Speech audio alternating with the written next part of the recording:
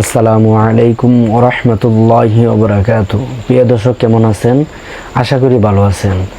ঘুমানোর আগে একবার আয়াতুল কুরসি পাঠ করলে কি লাভ, কি উপকারিতা এবং কি ফায়দা, সেই বিষয় নিয়ে আজকে আলোচনা করব এবং সেই নিয়ম কানুনটিকে আপনাদেরকে শিখিয়ে দেব।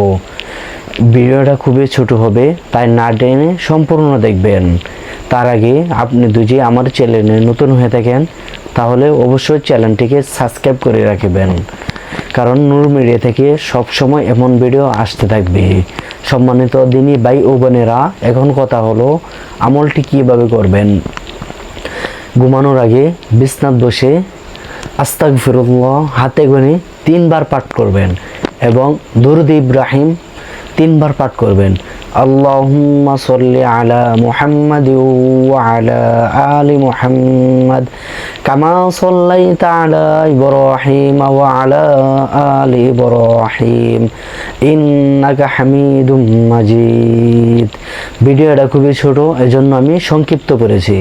আপনারা ঘরে বই থেকে দেখে কিংবা ফোন থেকে দেখে শিখে নেবেন এবং তারপরে আয়াতুল কুরসি সহি শুদ্ধভাবে একবার পাঠ করবেন, যেন ভুল না হয়।